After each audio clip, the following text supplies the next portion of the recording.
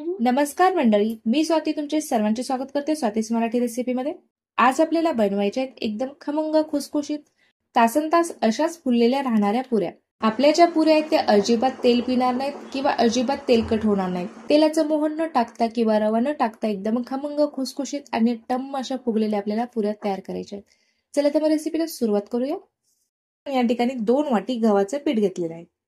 गव्हाचं पीठ मी या ठिकाणी चाळून घेतलेलं आहे।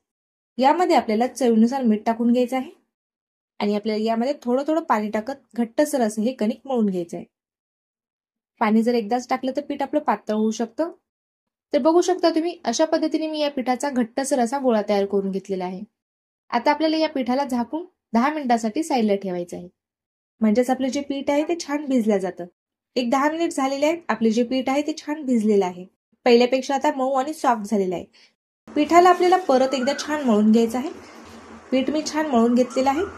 पेढ्याच्या आकाराचे आपल्याला याचे छोटे छोटे गोळे तयार करून घ्यायचे आहेत, म्हणजेच आपल्याला पुऱ्या लाटण्यासाठी सोपं जातं। पिठाचे सर्व गोळे आपल्याला एकदाच करून ठेवायचे आहेत। आपण पुऱ्या भरभर लाटू शकतो आणि एकदम झटकेपट आपल्या ह्या पुऱ्या तयार होतात।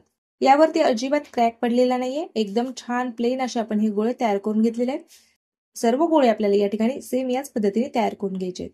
तर सर्व पिठाचे गोळे मी या ठिकाणी तयार करून घेतलेले आहेत। आता या पिठाच्या गोळ्याला आपल्याला हवा लागू द्यायची नाहीये। या बाउलवरती आपल्याला एक झाकण ठेवून द्यायचं आहे। जसं लागेल तसं आपल्याला यामध्ये एक उंडा काढून याची पुरी लाटून घ्यायची आहे। आता आपल्याला पिठाचा वापर न करता या पुऱ्यात लाटून घ्यायच्या आहेत। पोळीपाटावरती पुरी आपली चिटकू नये, सहजच लाटता यावी यासाठी आपण पोळीपाटाला थोडंसं तेल लावून घेतलेलं आहे। कमी जास्त न लाटता सर्व बाजूने आपल्याला सेम अशी पुरी लाटून घ्यायची आहे, त्यामुळे पुरी तेलामध्ये टाकल्यास छान फुलते।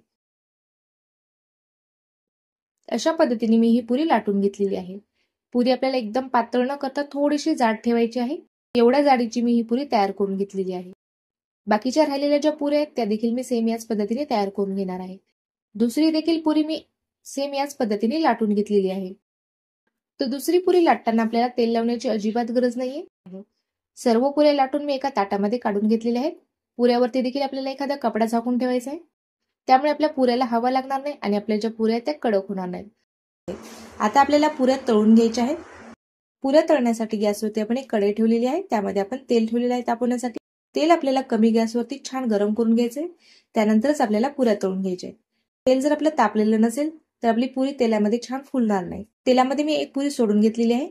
तेलामध्ये टाकताच आपली जी पुरी आहे ती छान फुलून वरती आलेली आहे। दोन्ही बाजूने आपल्याला छान पुरी खरपूस अशी तळून घ्यायची आहे। बऱ्याच जणांना पुरी एकदम ब्राऊन रंगामध्ये तळून घेतलेली आवडते। तुम्हाला जशी आवडेल तशी तुम्ही ही पुरी तळून घेऊ शकता।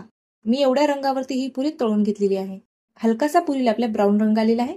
एकदम जास्त ब्राऊन देखील मी पुरी तळून घेतलेली नाहीये। बाकीच्या राहिलेल्या ज्या पुऱ्या आहेत ते देखील मी सेम याच पद्धतीने तळून घेणार आहे। दुसरी देखील पुरी आपली तेलामध्ये टाकतात छान फुललेली आहे। दुसरी देखील पुरी मी छान हलक्याशा ब्राऊन रंगामध्ये तळून घेतलेली आहे। एकदम खमंग खुसखुशीत आपली ही पुरी तयार झालेली आहे। बाकीच्या राहिलेल्या सर्व पुऱ्या मी या ठिकाणी तळून घेणार आहे। सर्व पुऱ्या मी या ठिकाणी तळून घेतलेल्या आहेत। बघू शकता तुम्ही तळल्यानंतर देखील आपल्या पुऱ्या जशाच तशा फुललेल्या आहेत। अजिबात तेलकट नसलेल्या एकदम खमंग खुसखुशीत अशा आपल्या या पुऱ्या तयार झालेल्या आहेत। पुरी मी तुम्हाला तोडून देखील दाखवत आहे। जरा सुद्धा आपली पुरी तेलकट नाहीये, अजिबात आपल्या पुरीला तेल पिलेलं नाहीये। एकदम खमंग आणि खुसखुशीत अशी आपल्या या टम्म फुगलेल्या पुऱ्या तयार झालेल्या आहेत। तासनतास या पुऱ्या तुम्ही अशाच जरी ठेवल्या तरी देखील छान अशाच फुललेल्या राहतील। तर तुम्हाला आजची ही पुरीची रेसिपी कशी वाटली ते मला कमेंट करून नक्की कळवा। व्हिडिओ जर आवडला असेल तर व्हिडिओला लाईक करा। अशाच नवनवीन रेसिपी बघण्यासाठी चॅनलला सबस्क्राईब केले नसेल तर चॅनलला सबस्क्राईब करा। भेटूया तशाच एका छानशा रेसिपी सोबत, तोपर्यंत धन्यवाद।